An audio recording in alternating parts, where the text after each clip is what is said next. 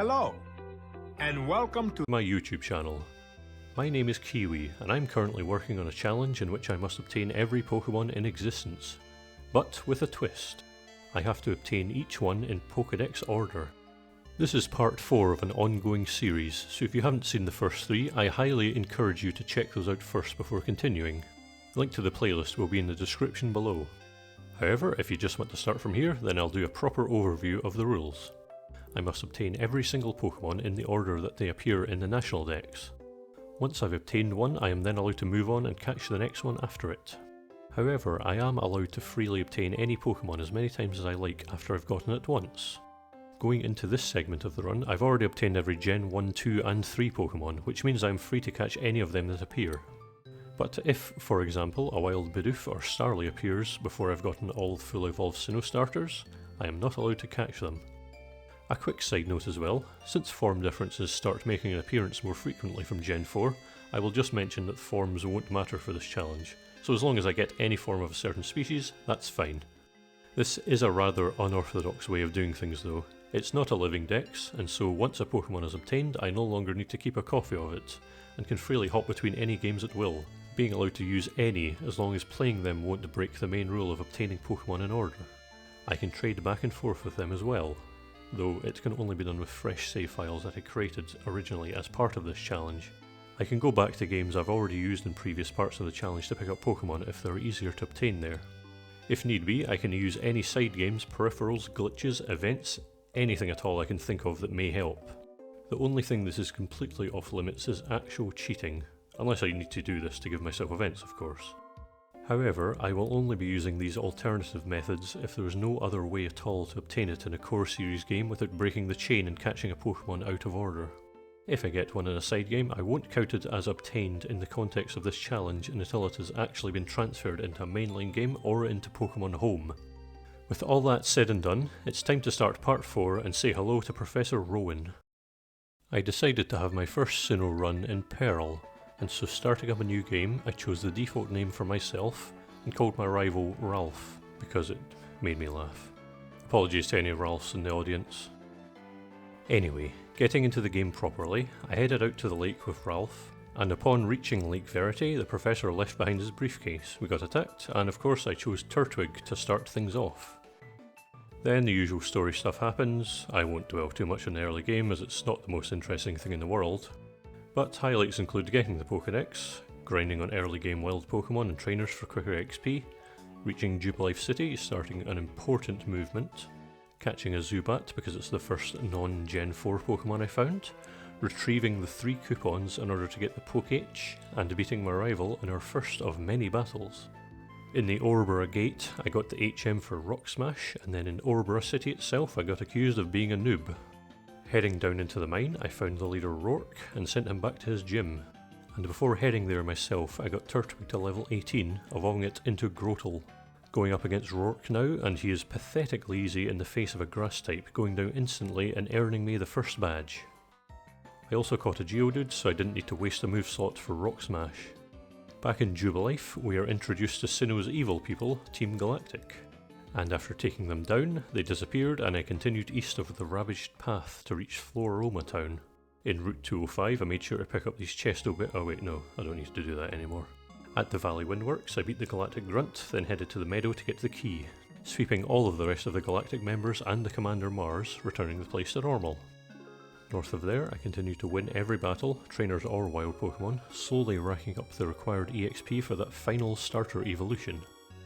Then I entered Eterna Forest, which is a nice place for gaining EXP since you're joined by Cheryl, who heals all of your Pokemon after every battle. And after clearing the forest with her, along with beating many more wild battles, Grotle was at a pretty respectable level. Unfortunately, reaching the end causes her to leave permanently, so no more infinite healing. Eterna City was next, and I was stopped by Cynthia who gave me the HM for Cut, and after that I got the EXP share, which is amazing to have this early on in this particular type of challenge run. I then went to meet the Underground Man who gave me the Explorer Kit, and after digging around for a while and completing some of his various challenges and not finding the item I was looking for, I gave up and headed to the gym. After playing hide and seek with the trainers, I battled Gardenia, and in an easy fight due to being overleveled, I got the second badge. That allowed me to cut down the trees in front of the Galactic building, continuing the story a bit, and getting to the top floor I beat the Commander Jupiter, and afterwards Grotle evolved into Torterra. Since the guy I saved owns the bike shop, I also got a free bike in the process. It's a shame the real world doesn't work like that though.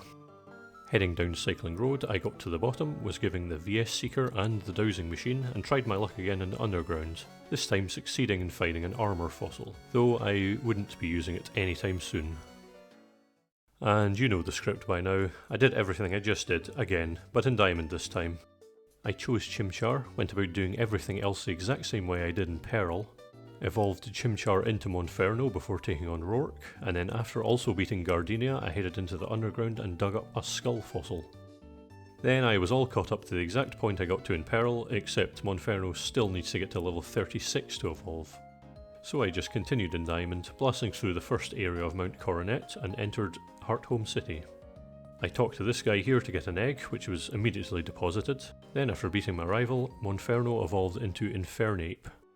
And now it's Platinum time. I let RNG decide the names, so I am Naomi, and my rival is Gavin.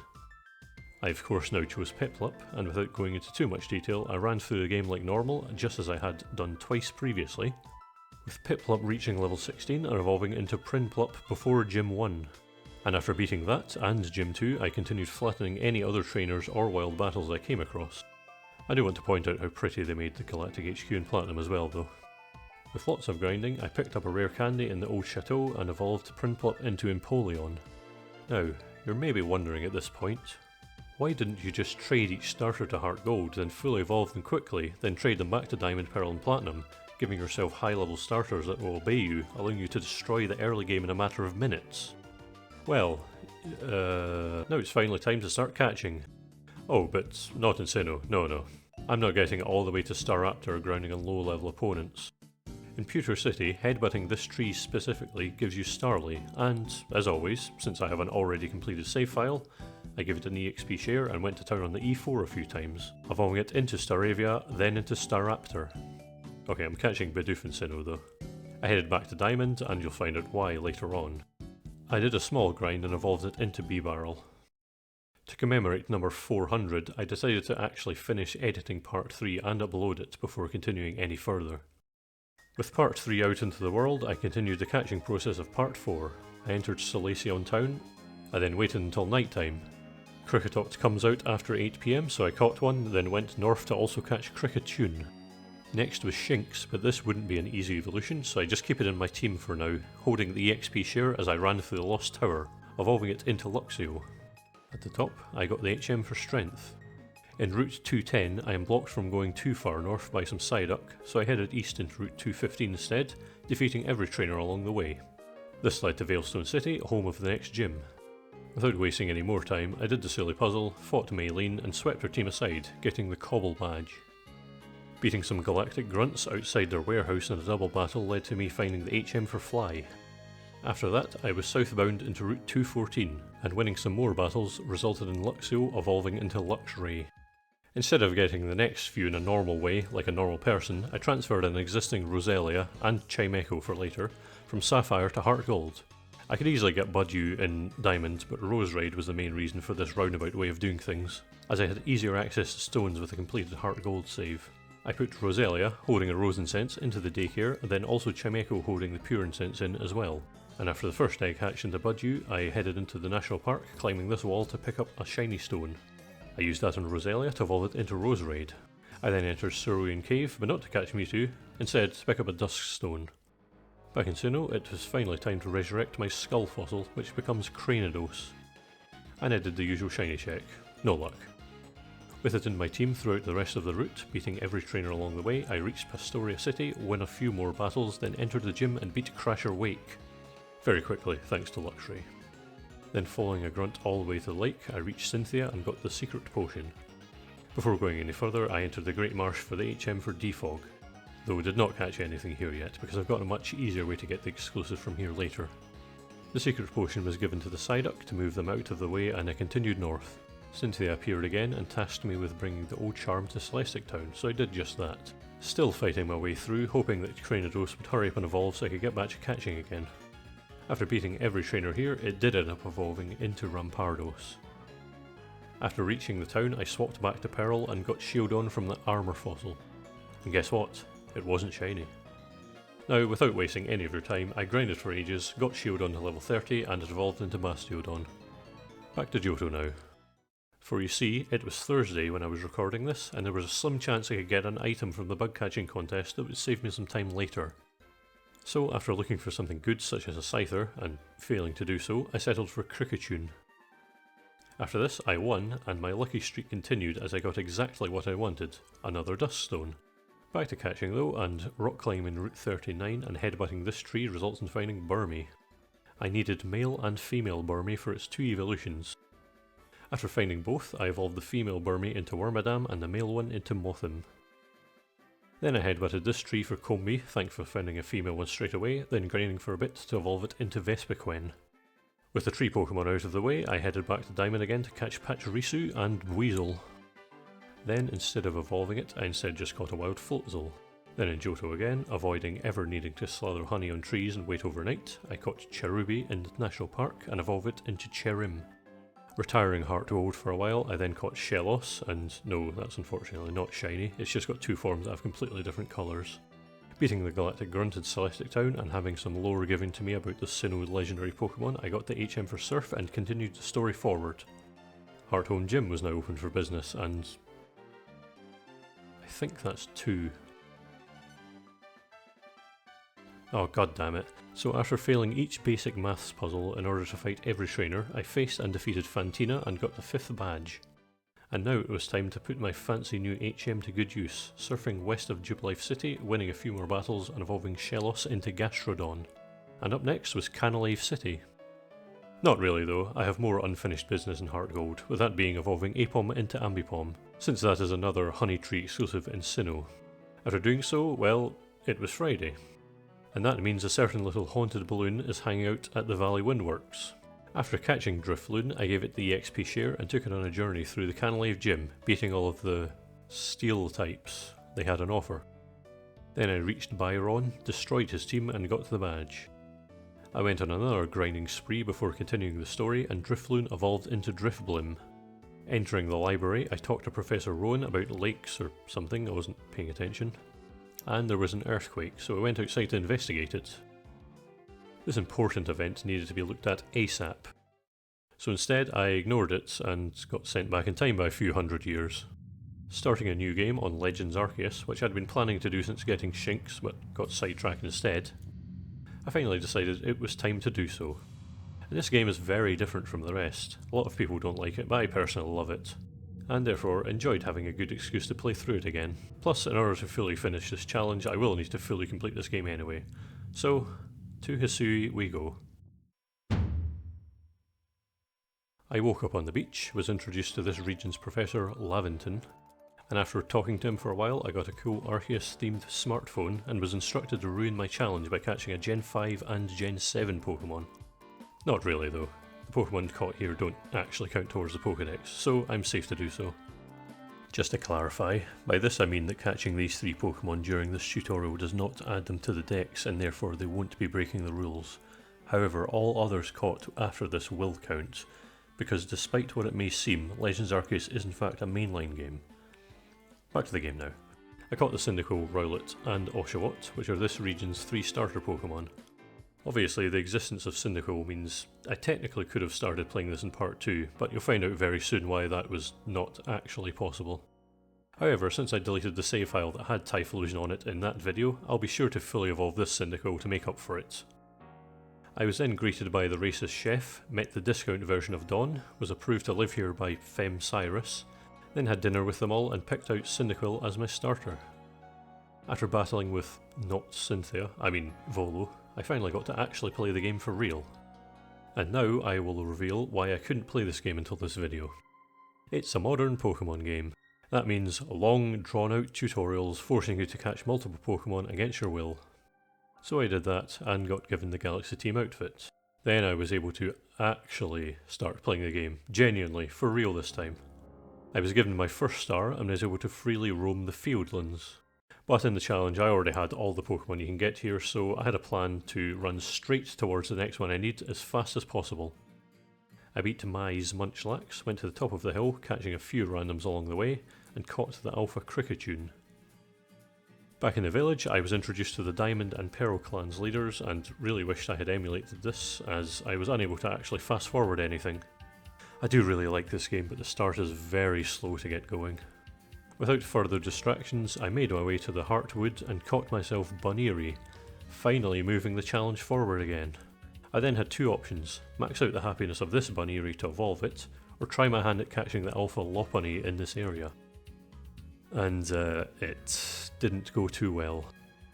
It tore through most of my team, but I did eventually get lucky and caught it, meaning no grinding was required. This is a familiar sight. The reason I picked up 2 Dusk Stones was to execute my master plan I put in place 2 videos ago, evolving Miss Drevis into Miss Magius and Murkrow into Honchkrow. The next Pokemon was a bit of an annoyance, as Glameow only appears in Pearl. It appears in Legends Arceus in the 3rd area, which would take a while to unlock, so I was starting to regret not moving Pearl forward more. Omega Ruby and Alpha Sapphire could potentially come to the rescue though, as once Kyogre and Groudon is gone, you unlock the ability to find Mirage Spots, which appear at random intervals while soaring in the sky. They change every day though, so getting the exact one I wanted would be difficult. Glameow can appear in the Mirage Forest east of Moss Deep City, and checking in both games it unfortunately was not there. I didn't want to wait a day or mess with the clock, so I just gritted my teeth and ran through Pearl as fast as possible to reach 218 and caught Glameow there. Then after blasting through more of the game, in fact actually going to areas I hadn't reached yet in Diamond, such as the Fugo Ironworks, it evolved into Purugly at level 38. A quick stop off at Heart Gold again, I hatched the Chingling egg I got a while back and then continued my journey in Diamond. I caught Stunky, then went south of Route 219 and caught Skuntank to eliminate the need for grinding. Then in the now dried out Lake Valor, I beat Team Galactic, including the Commander Saturn, and once they were gone I headed to Mount Coronet once again. Fun fact about this lake, it's the only place in this game where you can find Feebas, and it actually only appears in 4 tiles, and they change every day. Why? Leaving through the northwest exit, I reached the snowy Route 216, and after doing my usual fighting through trainers, though this time not for any particular grind, I picked up the HM for rock climb, then continued through the snow, and eventually reached Snowpoint City. But before going any further, I did something I should have done earlier, which is catch Bronzor. Returning to Snowpoint, I took on the gym, whose puzzle I definitely completed easily with no issues whatsoever. Then I took on Candace, and of course having Infernape made this very trivial. The only one not dying in one hit being the Ice-type Medicham. After getting the badge, I headed back to Mount Coronet yet again, where I caught Bronzong. Oh, hello. We're back in Hisui again. I didn't cover it earlier, but my current task is to quell the Pearl Clan's Noble Cleavor, which is acting up and causing trouble for everyone, which is done by throwing balls of their favourite food at them. But before I'm allowed to do so, I have to beat Pearl Clan Warden Lian, and after doing so I unlock the ability to call upon and ride Wire Deer, which is the replacement for the bike in this game. Finally making my way towards the arena, oh, a shiny Bidoof. Oh, I drowned. Never mind then. Fortunately in this game, shinies don't despawn until you actually completely leave the area, so it's all good. Add 1 to the count. It's not the best looking shiny, but it's a shiny anyway, so I can't complain. It's also much better than shiny Igglybuff. Anyway, progress. I summoned the angry Cleavor, and thankfully the game doesn't force me to catch it. Instead I threw Balms at it for a while in a Dark Souls-esque fight, rolling around to avoid attacks and reducing its health bar to nothing, returning it to a normal Cleavor. Back in HQ, I got my 2nd star and unlocked the ability to find Wisps, which may or may not become relevant later. More story stuff, and I know this series is about catching of Pokemon, but goddamn there's so much to get through before the next one, so I'll just summarise it as quickly as possible. There's another noble Pokemon that is mad, Lilligant, and there's an Ursaluna who is also mad. I have to go investigate this in the Crimson Mirelands. In the Solaceon ruins I found that the Stone Tablet is missing, so I find some bandits that stole it. I beat them, they give it back, it gets put back in place, then Ursaluna shows up, it is tamed, I unlock it as a new ride Pokemon, the replacement for the dowsing machine, and then Aruzo goes missing, I find her, then the BAMs are ready, Lilligant shows up, I throw the BAMs at it until it stops being yellow, and that's the Myrlands quest completed. Also, I caught a question mark unknown behind my house. Unfortunately, during that entire story segment, I didn't happen across the one Pokemon I was hoping to find, so I actually had to go looking and did find Bonsly. I then also caught Mime Jr. to add one more to the list. I decided to just get Happiny in Diamond, as I already have an egg for it, so after a few minutes of biking it hatched and I moved on to the next chapter of the Legends story. Which was of course getting a 3rd star so I would actually be allowed to continue. Running around in the Myrlands for a while, I was then given the star and I entered the Cobalt Coastlands and headed straight to the southeast to catch Chatot. Next up was Spiritomb, which was classically one of the most tedious Pokemon to obtain. In the Sinnoh games, you need to put an odd keystone in a crumbling tower, then talk to 32 people in the underground before it appears. In Legends, you need to find all 107 wisps scattered around the region. In Johto, you need to walk 100,000 steps in the Pokewalker to have an extremely rare chance of finding it in the hardest place to unlock. And in Omega Ruby and Alpha Sapphire, you just board the Seamawville, check out this room, and bam, it appears. So yeah, naturally, I chose this option. So when I said I might get the wisp later, well, that was definitely a lie. No way was I waiting until unlocking Area 5 before moving the Dex forward. So after messing around on the beach catching Spheal for a while, I went to the cliff, talked to Palina and did the next part of the story, involving catching a Dusclops to make some food for Basculegion, and then upon offering said food I unlocked the ability to swim. The bandits showed up, stealing a Growlithe, and therefore I headed to the volcano to rescue it. At the volcano I beat all 3 bandits and the Growlithe evolved, then got struck by lightning making it mad, then the usual process happened again. After beating it, I would have gone to HQ, but a space-time distortion opened up. These are very important for later captures, as they are the only way to get certain Pokemon, and an easier way to get certain items for evolution as well. In HQ once more, the next order was to go to the Coronet Highlands, which I promptly did. Or I would have, but I hadn't been doing too many research tasks, so I wasn't allowed. I wouldn't go into specifics, but I did a lot of catching of Pokemon I already have in this series, and eventually racked up enough points to get 4 stars. Along with that, I also caught a shiny Ponyta. It was actually part of a quest, is guaranteed, not adding that to the count. Getting my 4 star, I actually went into the Highlands with the intention of getting my next capture done, but I need to find a way to look less boring. I started a new game on Let's Go Pikachu, and also on Sword, and also on Brilliant Diamond. This was to get some much needed clothing upgrades. There we go. Now that is fashion. And now, it's finally time to get serious. Down by Wayward Cave, I met up with Ingo, who's a character from Black and White who got pulled into this world, which is a cool, wacky little reference for us Unova lovers. And now, time to make that count finally go up by 1. I caught Gibble and went back to the camp to add it to my team. At the other side of the cave, I pressed on and kept knocking out wild Pokemon, evolving Gibble into Gabite in the process. At the entrance to the next area, Melee was in the way, so I flattened him, then moved on. Beating Ingo in a fight, he summons down Sneasler, which unlocks the ability to climb walls.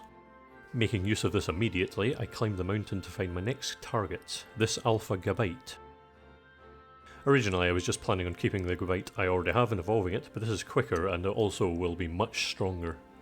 But then I accidentally knocked out. Leaving and returning, I righted that wrong and got myself the Alpha Gabite, evolving it straight away into Garchomp.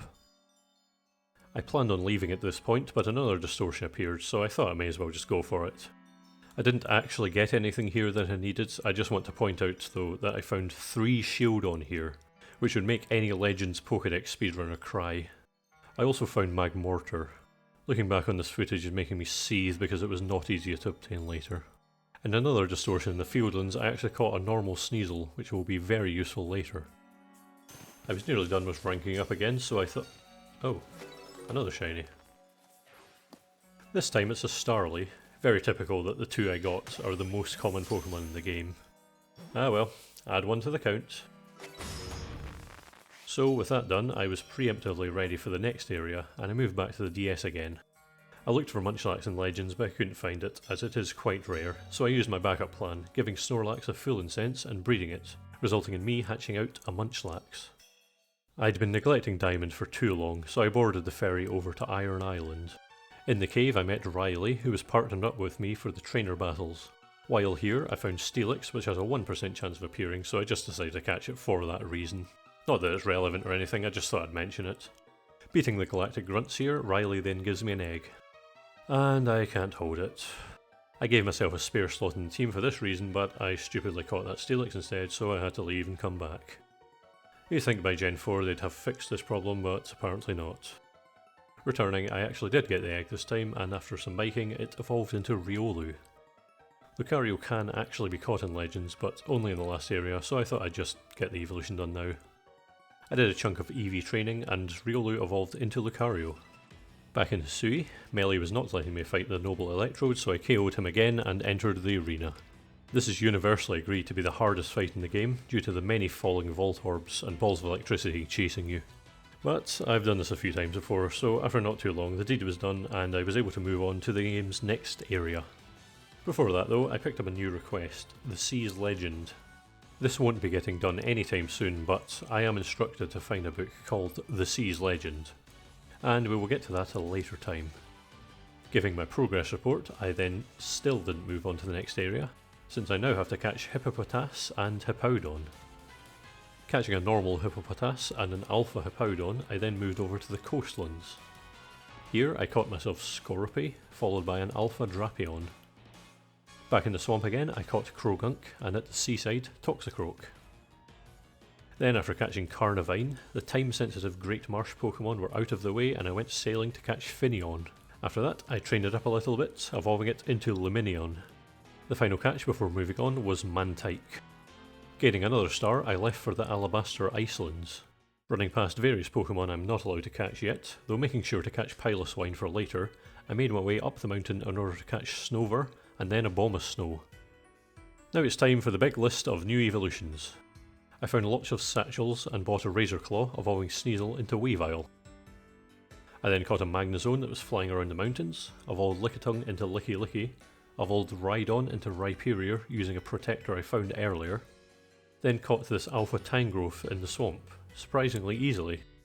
Ginter here was selling a Reaper Cloth, so I bought that for later, then caught the Alpha Electivire that hangs out at the top of Mount Coronet. Though this was a bit more difficult than some of the others. Next was Magmortar, which only appears in distortions, so taking a break from catching to move the story forward, my task was to retrieve some ice from the top of the big glacier, so I met Sabby, and after following her all over the place I reached Snowpoint Temple. After doing some puzzles involving the Reggies, though much easier than the Braille puzzles from before, I got to the top, beat Sabby's very unfair team, then gained the ability to fly on Braviary. Then it was just a straight shot from the temple to the Eternal Ice.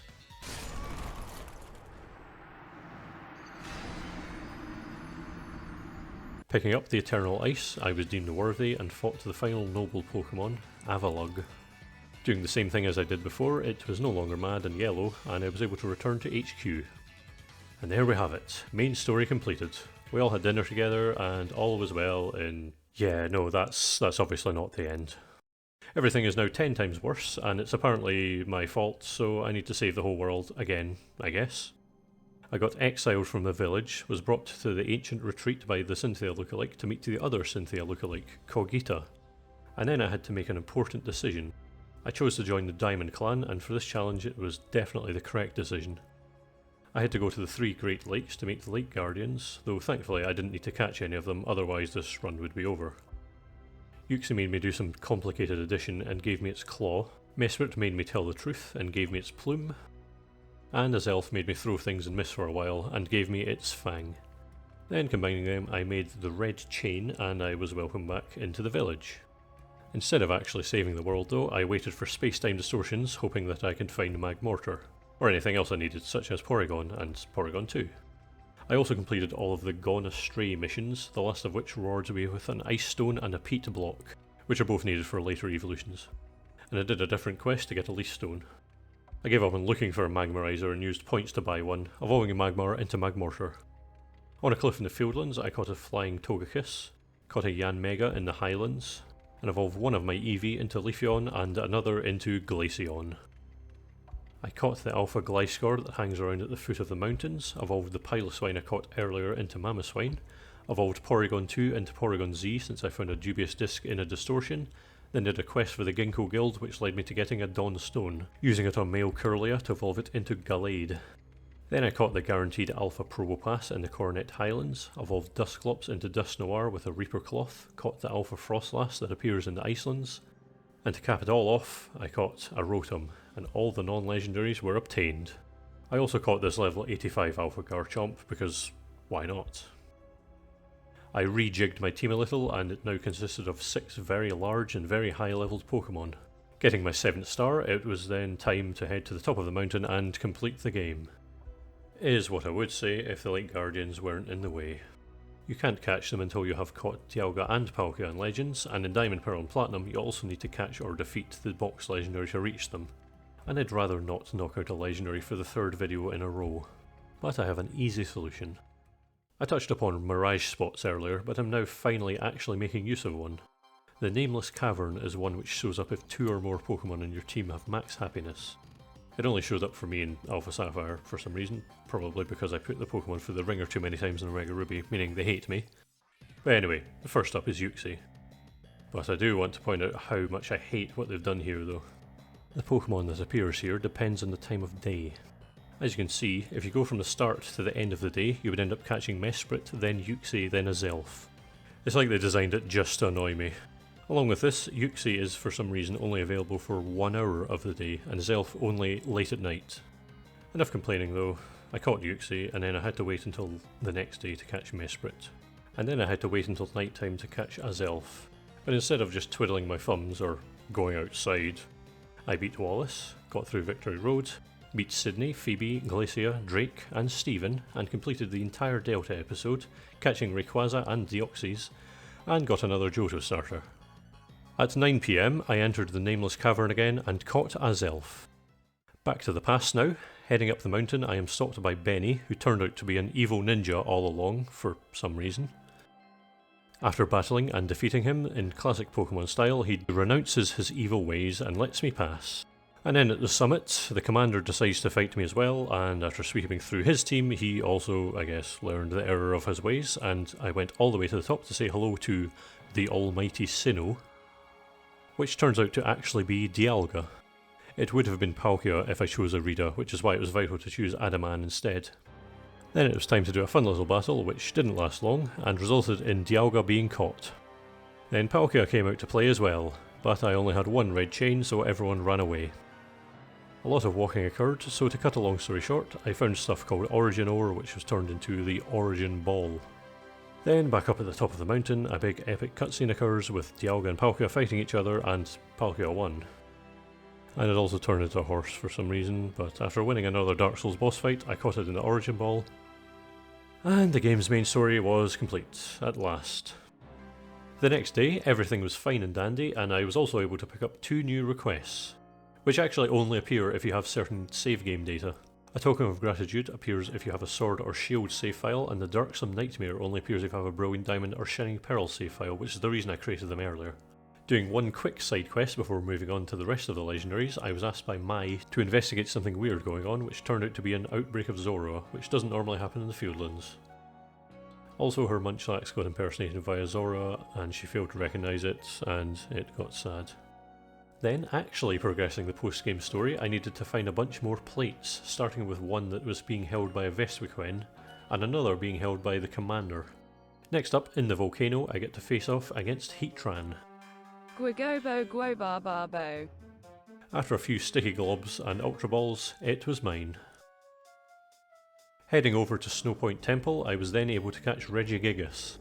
Hilariously, even though this game doesn't have abilities, Regigigas still has slow start anyway. They just will not let this Pokemon be useful in any capacity. Now it was time to return to Sinnoh proper.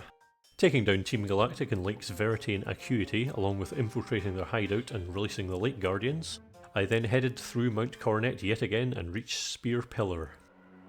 Okay, hear me out. When I created the big spreadsheet for this challenge, I went through a list of every Pokemon in National Dex order, and for each one I made sure it was indeed possible to obtain it without needing to obtain anything after it. At the point I am at now, I was able to confirm without a doubt that each one was possible. However, what I did not remember at that time is the fact that Giratina cannot actually be obtained in Legends Arceus unless you've caught Cresselia. I only realised this after I got Regigigas and saw that Cresselia's plate was required for this. And now we come to why I'm playing Diamond and not Platinum. The plan was, play Diamond up to the point where I get Lucario, while not doing this in Platinum due to the story being longer and certain version exclusives being missing. After getting Lucario, I would then get everything else from Hippopotas to Rotom in Legends Arceus, then hop over to Hoenn, get the Lake Guardians, then back in Legends Arceus to catch Dialga, Palkia, Heatran, Regigigas, Giratina and Cresselia in that order. The Mythicals were also all accounted for, and one specific Pokemon is actually only obtainable in Diamond or Pearl, and therefore with that all in mind, I stuck with Diamond, rather than Platinum, or Pearl for that matter. If I was playing Platinum, I would actually be ready to take on Giratina at this exact moment, but because of this detail I forgot about, instead I'm going to have to complete Diamond and reach the post-game. I could also play Platinum up to this point, but the sunk cost fallacy kicked in and I just decided to keep playing. And so I beat Cyrus, caught Dialga, beat Volkner, got the HM for Waterfall, got through Victory Road, beat Aaron, Bertha, Flint and Lucian, and the champion Cynthia, having a surprisingly easy time at it, with a time of 33 hours and 57 minutes, though if you blink you'll miss it. And to get into the post-game content I needed to see every Pokémon in the Sinnoh Dex. And so I went onto the Solaceon ruins to encounter an unknown, talked to this person in Celestic Town to see Palkia, then caught Azelf, Uxie and Mesprit, the orders thankfully not mattering. And then I unlocked the National Dex, meaning I could enter Spring Path, which led into Send Off Spring, and into Turnback Cave, where I was finally able to catch Giratina. With that slight error in judgment out of the way, it's time to move on and catch Cresselia. Fighting against its weird direction reversing spell, I caught it and was then able to move on to the Mythicals. Fiona? However you pronounce it. And Manaphy. They've never been particularly easy to obtain. In their first iterations, you can only get Manaphy from downloading an event from Pokemon Ranger, then connecting it to a main series DS game, and the only way to get Fiona was... however you pronounce it, was to breed a Manaphy with a Ditto, and then the resulting egg would of course give you Fiona. Unfortunately, Manaphy is after it in the Pokédex, so this method is off limits. Fortunately, Legends Arceus makes it easier. You can actually catch both, and in any order you like. There's an area called the Seaside Hollow, and there you can catch a bunch of Fiona and a single Manaphy. Earlier I picked up the Sea's Legend request, and this is coming into effect now. The book that is talked about, however, does not appear anywhere in the game. Or at least not in this game. It is in fact found in Brilliant Diamond and Shining Pearl. Yes, that's right, it's in another game altogether that is set in a time period after this one. This is probably the most obscure and obnoxious hint they've ever made in any game, and personally I love it. The book in the library says, "Once upon a time in the East Sea, there was a Pokémon known as the Prince. A brave human asked Pokémon living in the sea to let them see the Prince. Mantike, Buizel, and a quillfish with huge spikes acknowledged the human's bravery and joined them. Together they set off on a boat over the sunset-streaked sea, sailing through the ocean gates stretched over the waves. News of this reached the ears of the prince, who went to meet the brave little party at the Seaside Hollow." In layman's terms, you need to swim through this arch in the Cobalt coastlands during sunset with a Mantike, Weasel and Overquill in your team. And then... wait, Overquill? Ah, that's a problem. Overquill is number 904 and we're currently going for number 489.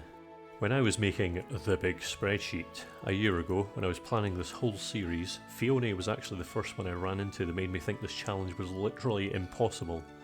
As I said earlier, the only other games it had been attainable in are the ones in which you would get Manaphy first and then breed it for Fiona. That's what I assumed anyway, but after doing some digging, it turns out that a very obscure side game was here to save me.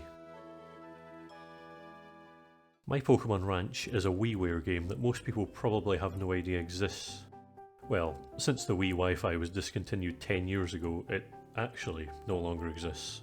The only way to get it is to buy a Wii that already has it, though thankfully I actually do already have it on mine. This game is what eventually became your modern Pokémon HOME. It's a storage facility that can receive any Pokémon from the Gen 4 DS games. The NPC here, Haley, will do certain trades with you if you store a specific number of Pokémon. If you deposit a total of 250 Pokémon, she will offer you a Phione for Leafeon. So, in Diamond, I got to work. I talked to Bebe in Home City to get an Eevee, leveled it up in Terna Forest and evolved it into Leafeon. Then after running around for hours catching every Pokémon I saw, deliberately being varied just in case another shiny appeared, but no shinies appeared, I successfully ended up with 250 Pokémon in my boxes, and then I was eligible for this trade. Transferring them all in, swapping Leafeon for Phione and transferring them back, it's time to move on to its relative of some kind. Contrary to popular belief, Phione does not in fact evolve into Manaphy, so I needed to obtain one brand new. As I mentioned earlier, the Ranger games allow you to send a Manaphy egg to the mainline Gen 4 games. With that said, I started a new game on Pokémon Ranger Shadows of Almea. The only reason I chose this one in particular is because it's the only one I actually own, though I know next to nothing about it and have never played it. After starting up the game and blasting through the start, I saved the game and reset to the main menu, going onto RangerNet and downloading the mission Recover the Manaphy Egg. Now, if for some ungodly reason you're playing along at home, or you just want to connect your DS to the internet and want to know how, well, there's a way to still do it. Despite Nintendo shutting down the servers 10 years ago, you can in fact connect to fan-hosted servers. If you go into Nintendo WFC settings in any Pokémon DS game, and create a connection, choose Search for an access point, and if you have any unsecured Wi-Fi connections, such as an ancient router that uses WEP configuration or a mobile hotspot with no password, or in my particular case, a connection built into the Melon DS emulator, after testing the connection it will then let you edit the settings. The only one you would need to change is the DNS, in which you would choose to not auto-obtain the DNS, and type 172.104.88.237 as the DNS. There are probably others out there that work, but this is the one I like to use. You should then be able to get onto the internet from your DS. I tested this out in Diamond as well and managed to successfully download an event Dragonite to prove that it definitely works. Anyway, back to the main event. Unfortunately, I actually had to play the game to the point where I become a Pokémon Ranger in order to get this mission. So I powered through the game as quickly as possible, and now I know why people get wrist pains and ruin their touchscreen by playing this. And once the Tangrowth was subdued and the graduation ceremony was complete, I was able to save and quit and do the mission. This just involves chasing a Happiny for a while until you retrieve a Manaphy egg, and once done you can connect it to a game, in my case Diamond, and send it over. After picking this up from the delivery man, I ran around for a while and hatched it into Manaphy. Whew, okay. We're at the home stretch now. Thankfully the next two can be caught in Legends thanks to those two requests I got earlier. Darkrai was a bit annoying. I had to throw down some smoke bombs in order to catch it, since otherwise it just teleports when a ball is thrown. But I did eventually catch it. Then the other one was of course Shaman, which was a lot easier. I had to first have this lady shout thank you for it to appear, and after that I was able to just go ahead and catch it. And with that, it was time to catch God. Not yet actually. I went onto the Brilliant Diamond save I created earlier for one reason. Getting Mew and Jirachi. You see, even though it's not strictly a rule, each time I obtain a Pokémon from a side game glitch or event, I will strive to obtain it normally in a mainline game whenever I can. So in this particular case, Mew and Jirachi are both obtainable in Brilliant Diamond, so I have now obtained them normally rather than from events or the Coliseum bonus disc. Also, to anyone wondering why I'm playing Diamond rather than Brilliant Diamond, it's just because I prefer the originals. That's all. Right, so it's time to end on a bang. Arceus, the god of all Pokémon. You can of course catch it in its titular game, but I personally cannot. This is because in order to catch it, you need to first catch every other Pokémon in that game, apart from the other mythicals. A handful of them are from Gen 5 onwards, so therefore catching Arceus there is out of the question. So how do we get around this? In the Sinnoh games, the Azure Flute opens up the entrance to the Hall of Origin in Spear Pillar. This is an event item that was never actually given away in Diamond Pearl or Platinum. Therefore, due to this, I have decided that even though event distributions are allowed, adding this particular item to the game would actually be cheating, as it's not legitimate and not actually an official event item. It is obtainable in Brilliant Diamond and Shining Pearl, but only if you have a fully completed Legends save file in which you have actually caught Arceus, which is a bit redundant, and obviously in my case, therefore still impossible. So the only way to get it is to add an event Arceus to the game. Diamond has had plenty of them in the past, so I could just add the event in. But that would be boring. I'm actually going to catch it in Diamond without the use of any events. Instead, I'm going to do it by using the tweaking glitch, which involves moving so fast that parts of the map get unloaded, allowing me to freely walk into the void. I am not even going to pretend that I discovered this glitch, of course. I'm using a route from a video that I will link in the description. And now this is where I finally reveal the real reason I played Diamond instead of Platinum. When Platinum was released, they likely knew about this glitch, as if you managed to get to Darkrai, Shaman or Arceus without their designated event items, they simply won't spawn in Platinum. But they do in Diamond and Pearl, hence the reasoning for using this game. The tweaking glitch is easiest to pull off in Jubilife City since there are so many 3D objects here. To do it, you need to stand in this specific spot while on the bike in the slow gear and do this very specific movement pattern. And if you get the speed and timing perfectly, when you cycle to the left you'll notice the city has been merged with the route to the west, and some of the world is just blank. Once this has been done, you can freely travel into the void and enter what is known as the Mystery Zone. Standing in this spot and opening and closing the Pokédex will result in the glitch state of the city going away, and I am now inside the Poké building. Moving one square down put me inside, but still out of bounds. From here, counting steps is important, so using the step counter app on the Poké, I went in different directions, taking exact numbers of steps while resetting the counter after every time I needed to change direction. Getting a single step wrong will result in the glitch not working, so it is very important not to mess up at any stage. At one point I actually needed to save and reset, and from there it's a case of walking for miles until I eventually reached the entrance to Pal Park. For some reason, while in the catching show, the game actually allows the Hall of Origin to load in when it normally wouldn't. And upon eventually reaching that area, I then opened the menu, chose to retire, and then that actually activated the Arceus encounter. And then from there, I did what I always do at the end and caught it with a Master Ball. And with that done, I had caught all of the Gen 4 Pokémon and still without ever breaking the chain. The game also assumed that I had just finished catching 6 Pokémon in Pal Park, so I ended up back in the real world. Thank you very much for watching. This one took even longer than the last to make, but like always, I'm happy with how it turned out and I hope you enjoyed it as well. I'm absolutely overwhelmed with the support I've gained since posting my third video. I was celebrating getting 100 subscribers a few days before uploading it, and now I currently have over 2,000, which is incredible and I never thought that would happen. I genuinely thought my first video would be seen by my friends that I sent it to and no one else. Thanks a lot for all the kind and encouraging comments on those videos as well, it is massively appreciated. Extra special shoutouts go to these lovely people here, for getting me to 500 and 1000 subscribers respectively. Now, the next video will take a lot longer to come out than this one, as I do have a full-time job, and although I've been off work for the past few weeks, I'm back soon and unfortunately I won't have as much time to play or edit. However, I will endeavour to do as much of it as possible during my spare time. And I've said this each time, but part 5 will be the longest one yet, by far. And I truly mean that. There have been a lot of massive roadblocks that have been a headache to figure out. But I can assure you, I have ways of clearing them all. So until next time, thank you again for watching. Here it is, Arceus in all its glory. This was the hardest one to catch by far. I'm sure the rest of the series will be easy now in comparison. Wait, what's that? Oh no.